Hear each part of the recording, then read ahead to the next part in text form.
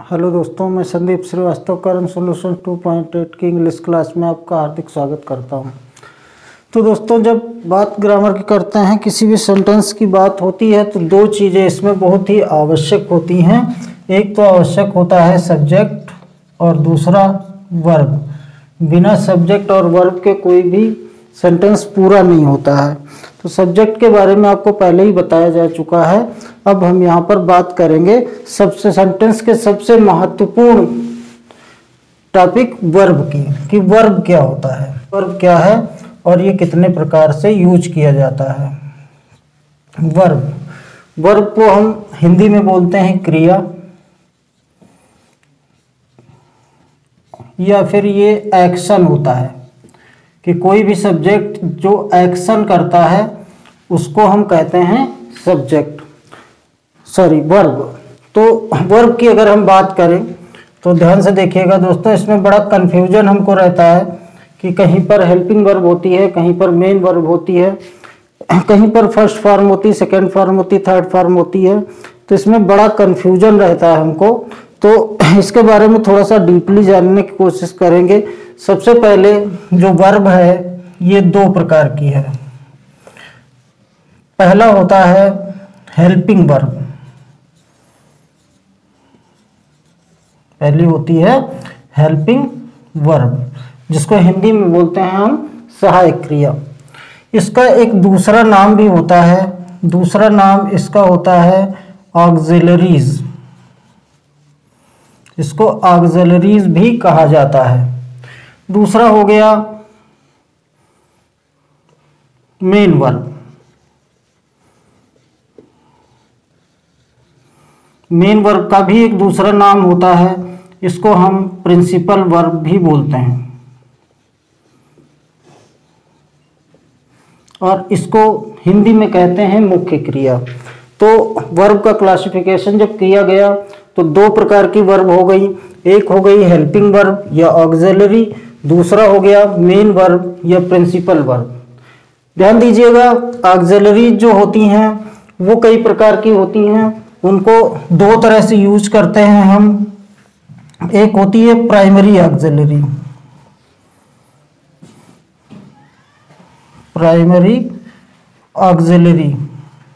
Primary auxiliaries.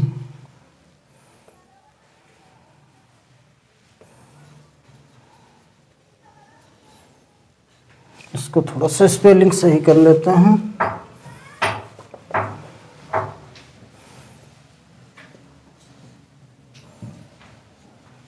Primary auxiliaries, और दूसरी जो होती हैं वो होती हैं मॉडल ऑक्सिलरीज।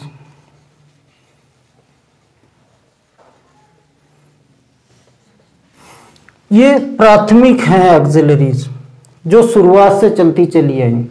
जैसे शुरुआत में जब इंग्लिश की उत्पत्ति हुई उस समय जिन हेल्पिंग वर्ब का यूज किया जाता था उनको हम प्राइमरी ऑक्सिलरीज कहते थे। और उसके बाद में जब ज़रूरत पड़ी कि उतने से हमारी लैंग्वेज पूरी नहीं हो पा रही थी तो उसके लिए कुछ और ऑक्सिलरीज खोजी गई जिनको हम मॉडल ऑक्सिलरीज नाम देते हैं। तो प्राइमरी ऑक्सिलरीज जो हैं उनको हम तीन तरीके से लिखते हैं। एक तो होता है डू, दूसरा होता है बी, और तीसरा होता है हैव। डू, बी और हैव। डू को तीन तरह से लिखा जाता है। एक तो डज, दूसरा डू और तीसरा डिड। और इनके साथ वर्ब, मेन वर्ब की फर्स्ट फॉर्म आती है। ये चीज़ बहुत जानना जरूरी है कि जहाँ कहीं भी डू, डज या डिड का यूज किया जाएगा उसके बाद हमेशा मेन वर्ब की फर्स्ट फॉर्म आएगी। जो बी होती है वो उसके अंतर्गत आता है इज, एम, आर, वाज और वर। और इज, एम, आर का इनका एक बेस फॉर्म बी भी होता है। इनके साथ में हम हमेशा वर्ब की आईएनजी फॉर्म का यूज करते हैं। इसी तरह से हैव को भी हम तीन तरह से लिखते हैं, हैज़, हैव और हैड। ये हेल्पिंग वर्ब की बात हो गई हमारी। जो प्राइमरी ऑक्सिलरीज हैं, डू और डज का यूज हम कहाँ पे करेंगे?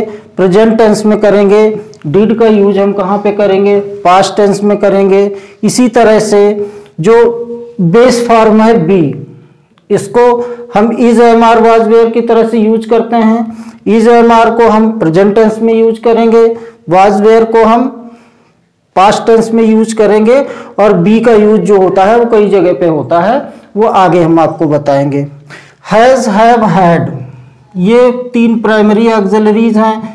इनके साथ हमेशा वर्ब की थर्ड फॉर्म का यूज किया जाता है। ये बात एक्टिव वॉइस की हो रही है। अगर सेंटेंस एक्टिव वॉइस में है तो पैसिव वॉइस में क्या होगा अभी हम आपको आगे बताएंगे। इसके बाद हम बात करें अगर मॉडल ऑक्सिलरीज की, तो मॉडल ऑक्सिलरीज कई तरह की होती हैं, जैसे may, can, must, shall, will,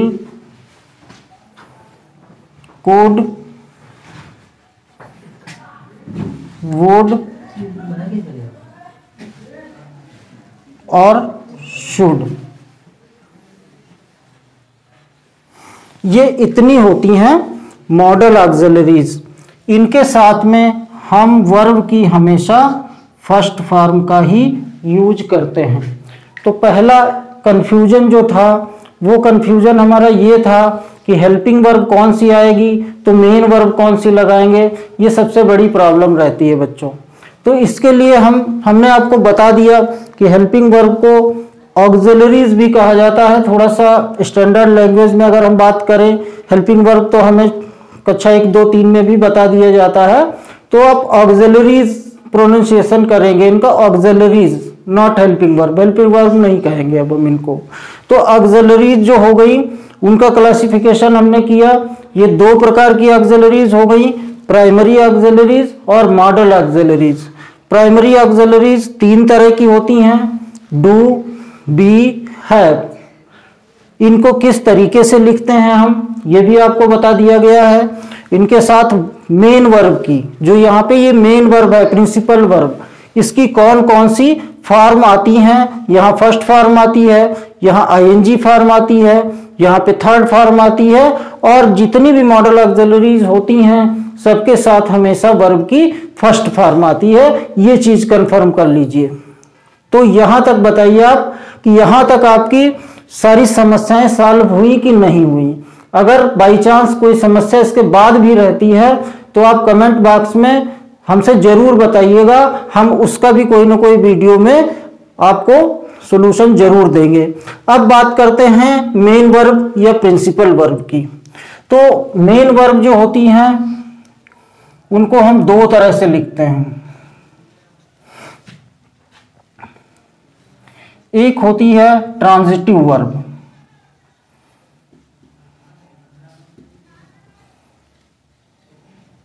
Hindi में बोलते हैं सकर्मक क्रिया।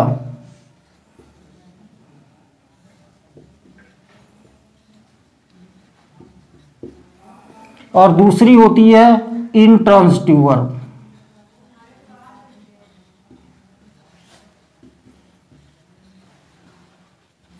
इसको हम बोलते हैं अकर्मक क्रिया। नाम से स्पष्ट है, सकर्मक क्रिया, ऐसा सेंटेंस जिसमें कर्म दिया हुआ हो अर्थात ऑब्जेक्ट दिया हुआ हो, वो ट्रांजिटिव वर्ब होती हैं। जिनमें ऑब्जेक्ट नहीं दिया होता है वो इंट्रांजिटिव वर्ब होती हैं। एग्जाम्पल ले लेते हैं छोटा सा यहां पे, जैसे राम रोट ए लेटर, पहला। दूसरा राम रोट। सेंटेंस पूरे हैं दोनों। यहां पे आप देखिए क्या है, सब्जेक्ट है, राम क्या है, सब्जेक्ट है, रोट क्या है, वर्ब है, ए लेटर क्या है, ऑब्जेक्ट है। यहाँ पे राम सब्जेक्ट है, रोड वर्ब है, ऑब्जेक्ट कोई भी नहीं है। तो हमने आपको पहले भी वीडियोस में बताया था कि किसी भी सेंटेंस के लिए दो चीज़ों की आवश्यकता होती है, एक सब्जेक्ट और दूसरा वर्ब। ऑब्जेक्ट या कॉम्प्लीमेंट नहीं भी है तब भी सेंटेंस पूरा हो जाता है। तो पहले वाले सेंटेंस में आप देखिए सब्जेक्ट और वर्ब के साथ ऑब्जेक्ट दिया गया है, कर्म दिया गया है, तो कैसी हो गई ये सकर्मक क्रिया हो गई, यानी कि ट्रांजिटिव वर्ब। दूसरे वाले में देखिए ऑब्जेक्ट नहीं दिया हुआ है, यहाँ पे केवल सब्जेक्ट और वर्ब है, तो ये कैसी हो गई, इनट्रांजिटिव वर्ब। तो यहाँ तक ये बेसिक चीजें जो थी वर्ब की वो हमने यहाँ पर आपको बता दी हैं। इसके बाद में अब हम इस मेन वर्ब या प्रिंसिपल वर्ब का क्लासिफिकेशन अभी करेंगे कि ये कितने प्रकार की होती हैं और इनको किस प्रकार से हम यूज करते हैं। सबसे पहले आप लोग इसका स्क्रीनशॉट जरूर ले लीजिए। तो दोस्तों जो मेन वर्ब या प्रिंसिपल वर्ब थी इसका मैंने यहाँ पे क्लासिफिकेशन किया है कि जनरली दिक्कत होती है आप लोगों को कि अभी हमने इसके पहले जो आपको बताया है कि हेल्पिंग वर्ब का यूज या ऑक्सिलरीज का यूज हम किस तरीके से करेंगे। अब हमें यहाँ पे देखना है, वहाँ पे बताया था हमने कि यहाँ फर्स्ट फॉर्म लगेगी, यहाँ थर्ड फॉर्म लगेगी, सेकंड फॉर्म लगेगी, जनरली जो भी जैसा कुछ होता हो। यहाँ पे देखें हम जो मेन वर्ब हमारी होती है जिसको प्रिंसिपल वर्ब कहते हैं वो दो टाइप की होती है। एक तो होती है रेगुलर वर्ब और दूसरी होती है इर्रेगुलर वर्ब। रेगुलर का मतलब ही होता है नियमितता, ऐसी वर्ब जो कि नियमितता दे किसी चीज को लेकर के। तो इसको हमने लिख दिया फॉलो द सेम पैटर्न, यानी यह हमेशा जितनी भी रेगुलर वर्ब्स होती हैं वो सेम पैटर्न फॉलो करती हैं। जो एक में किया जाता है वही दूसरे में किया जाता है, वही तीसरे में किया जाता है। और जितनी भी हमारी वर्ब हैं उनमें से 80 to 85% तक वर्ब इनसे कवर हो जाती हैं और इन्हें याद हमें नहीं करना पड़ता, बहुत आसान सा तरीका होता है। तो देखें इनको कैसे करते हैं हम। यहाँ पे क्या होता है कि सबसे पहले तो ये जान लें कि वर्ब की मुख्य 3 फॉर्म है, 5 फॉर्म बताई जाती हैं वर्ब की। कौन कौन सी? एक तो बेस फॉर्म होती है, दूसरी पास्ट फॉर्म होती है, पास्ट पार्टिसिपल फॉर्म होती है, चौथी प्रेजेंट पार्टिसिपल फॉर्म होती है और पांचवी सिंगुलर फॉर्म होती है। मगर यहाँ पर हम 3 की बात करेंगे, 2 की बात अगर जरूरत पड़ेगी तो लास्ट में कर लेंगे। तो ये जो है शुरुआत में जो लिखी हुई हैं ये बेस फॉर्म है, इनको फर्स्ट फॉर्म कहते हैं हम आसानी से याद करने के लिए, मगर इनका नाम है बेस फॉर्म। ये जो यहाँ पे लिखी हुई हैं ये पास्ट फॉर्म है, इनको हम सेकेंड फॉर्म बोल देते हैं। ये पास्ट पार्टिसिपल फॉर्म है जिनको हम थर्ड फॉर्म बोल देते हैं। तो इस तरीके से ये 3 तरह की फॉर्म हो गई, चाहे वो रेगुलर हो या फिर इर्रेगुलर हो। अब पैटर्न देखिए क्या होता है इनका कि इनमें जैसे रेन दिया गया है बेस फॉर्म में, तो जब हम इसकी सेकेंड फॉर्म करते हैं तो ईडी लगा देते हैं तो रेंड हो गया। थर्ड फॉर्म में भी वही हो गया, रेंड हो गया। बड़ा आसान सा है कि फर्स्ट फॉर्म है या बेस फॉर्म जो है उसमें ईडी लगा देने से सेकेंड फॉर्म और थर्ड फॉर्म बन जाती हैं। सेकेंड और थर्ड फॉर्म जो होती हैं एक जैसी होती हैं, वहां पे भी आपको कंफ्यूजन नहीं होना चाहिए। क्यों? क्योंकि सेकेंड फॉर्म जो आती है बिना हेल्पिंग वर्ब के आती है, हेल्पिंग वर्ब नहीं लगता उसमें और केवल पास्ट इंडेफिनिट टेंस में ही आती है। रही बात थर्ड फॉर्म की, तो थर्ड फॉर्म जब भी आती है वो एक साथ में हेल्पिंग वर्ब जरूर साथ में लेकर के आती है। ठीक है। पार्टिसिपल का एक केस होता है पास्ट पार्टिसिपल, जहां पर नहीं कोई होता है उसके साथ में हेल्पिंग वर्ब, उसका भी हम कल से सिंथेसिस पढ़ाना शुरू करेंगे, वो चीज भी क्लियर करा देंगे अगले ही वीडियो में। तो क्या हो गया इसमें, ये 2 हैं, हमने 2 ली हैं, यहाँ पे बहुत सारी हैं। ये रेन और लिसन को ईडी लगा दिया, सेकेंड फॉर्म मिल गई और वही थर्ड फॉर्म इसकी हो गई। बड़ा आसान है।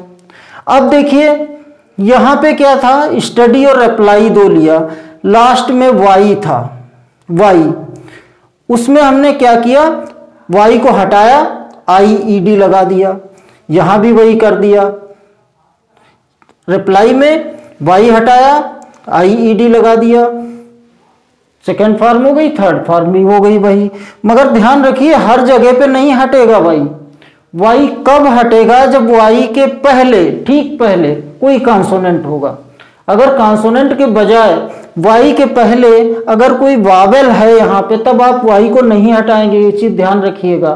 तो फिर YED ही आपको करना पड़ेगा वहां पे। तो देखिए यहां हमने क्या लगाया, IED, वाई को हटाया वहां पे और IED का यूज कर दिया। तीसरा देखिए सिर्फ D लगाना है, सिर्फ D, क्यों, क्योंकि E लास्ट में दिया हुआ है, लाइक में भी E लास्ट में है, लव में भी है। मैं दो एग्जांपल दे रहा हूं, ज्यादा नहीं दे रहा हूं, आप लोग बाकी करके देख लीजिएगा, बहुत सारी वर्ब मिलेगी। आप कोई सी किताब उठा लीजिए, कोई ग्रामर की उठा लीजिए, न्यूज़पेपर उठा लीजिए, कुछ भी आप इंग्लिश में उठाएंगे आपको हर जगह पे मिलेंगे, क्योंकि बिना वर्ब के कोई सेंटेंस होता ही नहीं है। तो अब बेस आप जान लीजिए कि क्या होता है, सेकेंड फॉर्म और थर्ड फॉर्म के लिए या तो ED लगा होता है, या IED लगा होता है, या खाली D लगा दिया जाता है। ठीक है, और सरल भाषा में बताएं तो ये जान लीजिए कि सबसे अंत में D लगा होता है। ये सबसे सिंपल जानने का तरीका है कि कौन सी फर्स्ट फॉर्म है, कौन सी सेकेंड है, कौन सी थर्ड है। तो ये रेगुलर वर्ब क्यों है ये भी जान लीजिए। यहाँ पे ये रेगुलर वर्ब इसलिए हैं क्योंकि ये सेम पैटर्न फॉलो कर रही हैं, या तो ED लग रहा है, या तो IED लग रहा है, या तो खाली D लग रहा है। ये सेम पैटर्न फॉलो कर रही हैं, इसलिए ये रेगुलर वर्ब हैं। बताइए कोई कंफ्यूजन इसके बाद में? हमें लगता नहीं होना चाहिए कोई कंफ्यूजन, फिर भी अगर कंफ्यूजन है तो आप पूछिएगा जरूर कमेंट बॉक्स में। दूसरी आ जाते हैं इर्रेगुलर वर्ब पर, ये अनियमितता है। इसमें हमने लिख दिया डोंट फॉलो एनी पैटर्न, कोई भी पैटर्न फॉलो नहीं करती है, इनका कोई लिखने का तरीका नहीं है, ज्यादा नहीं है, 150-200 है। आप तैयार कर लीजिएगा, आसानी से प्रैक्टिस करिएगा, चाहे याद करिए, जिस तरीके से आपको हो पाए उस तरीके से इनको करेंगे। जैसे देखते हैं कैच, अब जनरली बच्चे इनमें कंफ्यूज हो जाते हैं, कैच को कैच्ड लिख देते हैं, मगर नहीं, ये इर्रेगुलर वर्ब है। इसका जो सेकेंड फॉर्म है वो काट है, थर्ड फॉर्म भी काट है, कोई पैटर्न नहीं इसका। बाई, बॉट, बॉट, सेकेंड और थर्ड फॉर्म सेम रह रही हैं। ये इर्रेगुलर वर्ब में पहला तरीका, ये पहला होता है इसका क्लासिफिकेशन। दूसरा क्लासिफिकेशन कि तीनों अलग अलग हो जाएं, जैसे गो, वेंट, गॉन, फर्स्ट फॉर्म भी अलग, सेकेंड फॉर्म भी अलग और थर्ड फॉर्म भी अलग।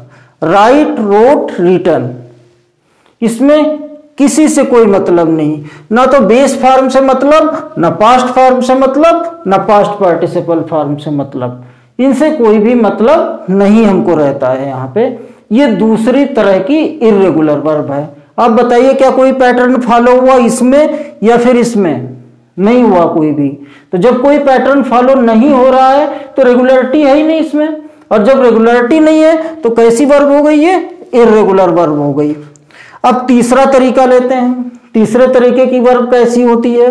तीसरे तरीके की वर्ब ऐसी होती है जो तीनों एक ही होती हैं, फर्स्ट, सेकंड और थर्ड तीनों फॉर्म एक ही होती हैं। जैसे रीड, रीड, रीड, पढ़ दिया जाता है इसको रीड, रेड, रेड, मगर सेम स्पेलिंग है, सेम है। पुट, पुट, पुट, सेम तीनों।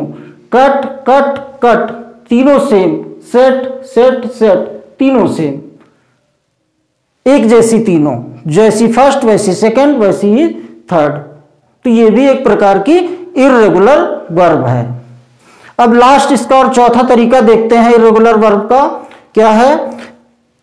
जो लास्ट तरीका चौथा है उसमें फर्स्ट फॉर्म और थर्ड फॉर्म सेम रहती है, सेकेंड फॉर्म बदल जाती है। जैसे कम, केम, कम, एक बिकम होती है, बिकम, बिकेम, बिकम, रन, रैन, रन। तो इस तरीके से ये इर्रेगुलर फॉर्म की चौथी फॉर्म थी। तो इर्रेगुलर वर्ब जो है इस तरीके से लिखी जाती हैं और ये 10 to 15% ही होती हैं। बाकी हमारी जो वर्ब हैं लगभग 85 to 90% वो कौन सी हैं? रेगुलर वर्ब हैं, जिनको बनाना हमें बड़ा आसान होता है। इसमें कोई कंफ्यूजन नहीं होना चाहिए। एक बार मैं फिर से बता रहा हूं आपको कि रेगुलर वर्ब में सेम पैटर्न होता है। लास्ट में या तो ईडी लगेगा या आईईडी लगेगा या फिर खाली डी लगेगा, ईडी, आईईडी या फिर खाली डी। इर्रेगुलर वर्ब में क्या होता है? कोई पैटर्न नहीं है। फर्स्ट फॉर्म एक तरीका ऐसा है जिसमें फर्स्ट फॉर्म एक अलग है, सेकंड और थर्ड सेम है। दूसरा तरीका जिसमें तीनों अलग हैं, एक दूसरे से किसी को मतलब नहीं। तीसरा तरीका जिसमें तीनों सेम होती हैं। और चौथा तरीका जिसमें फर्स्ट और थर्ड सेम होती है और जो सेकंड फॉर्म होती है वो अलग होती है। नाम जरूर याद रखिएगा, कभी मत भूलिएगा। ये हम सिर्फ पढ़ने के लिए, अपनी आसानी के लिए फर्स्ट, सेकंड, थर्ड फॉर्म कह देते हैं। फर्स्ट, सेकंड, थर्ड फॉर्म नहीं है। इनका नाम क्या है? बेस फॉर्म या पास्ट फॉर्म या पास्ट पार्टिसिपल फॉर्म। अब इसके बाद थोड़ी सी चर्चा बच रही है। 5 फॉर्म जो आजकल टीचर बताते हैं कि वर्ब की 3 नहीं 5 फॉर्म होती हैं, इसके बारे में भी मैं इसी वीडियो में भी चर्चा करूंगा। आप लोग इसका स्क्रीनशॉट ले लीजिए। हाँ तो बच्चों, हमने आपको वर्ब के बारे में पूरी जानकारी दे दी। हमने आपको बताया कि हेल्पिंग वर्ब या ऑक्सिलरीज क्या होती हैं, मेन वर्ब क्या होती हैं, हेल्पिंग वर्ब को हम कैसे यूज करते हैं, उनके साथ मेन वर्ब की कौन सी फॉर्म यूज करते हैं, मेन वर्ब को किस तरीके से यूज किया जाता है, 3 फॉर्म्स में यूज किया जाता है। जनरली आजकल जो ऑनलाइन क्लासेस पढ़ा रहे हैं टीचर वो 5 फॉर्म बताते हैं, तो उनको भी मैं क्लियर कर देना ज़रूरी समझता हूँ। तो आज के सेशन में ये लास्ट टॉपिक बच रहा है, इसको आप देख लीजिए। सबसे पहले ये तो बता दिया जाता है कि first form, second form, third form, fourth form, fifth form.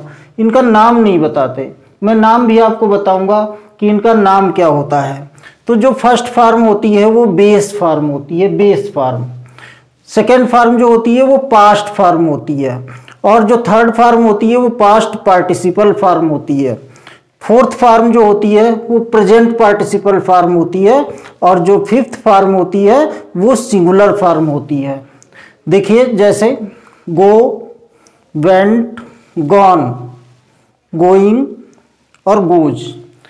First form जब बेस फॉर्म में यूज करेंगे गो यूज करेंगे, जब पास्ट फॉर्म में यूज करेंगे यानी पास्ट इंडेफिनिट टेंस में तो वेंट यूज करेंगे, जब पास्ट पार्टिसिपल के रूप में किसी परफेक्ट टेंस में यूज किया जाएगा या फिर पास्ट पार्टिसिपल में यूज किया जाएगा तो गॉन।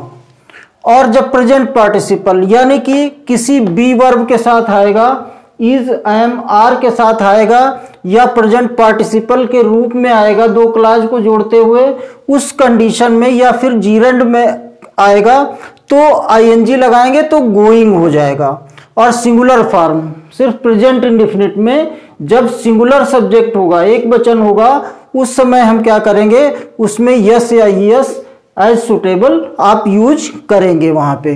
ठीक है, तो गो, वेंट, गॉन, गोइंग, गोज, ये 5 फॉर्म गो की हो गई। इसी तरीके से रन, रन, रैन, रन, रनिंग, रन्स, ये रन की 5 फॉर्म हो गई। Teach, taught, taught, teaching, teaches, ये 5 फॉर्म टीच की हो गई। तो आप लोग इसी तरीके से बाकी वर्ब निकालिएगा, कहीं से अपनी बुक में देखिएगा, कोई सी ग्रामर की बुक उठाओगे, वर्ब का टॉपिक खोलोगे, आपको पूरी लिस्ट मिल जाएगी 3-4 पेज की। किसी भी वर्ब को आप देख लीजिए तो वो सिर्फ इन्हीं 5 तरीके से यूज की जा सकती है। इसके अलावा कोई दूसरा तरीका नहीं है। तो इस तरीके से दोस्तों हमारा ये टॉपिक ओवर होता है। आप लाइक जरूर कीजिए वीडियो को, अगर आपको अच्छा लगा हो अपने दोस्तों में शेयर कीजिए, और अगर नए हैं तो सब्सक्राइब जरूर कीजिए और अपने दोस्तों से कह के सब्सक्राइब कराएं, जिससे कि आगे भी हम आपकी सेवा में इसी तरह लगे रहें। तो दोस्तों इसका स्क्रीनशॉट ले लीजिए। अगले वीडियो में फिर से मिलते हैं। धन्यवाद।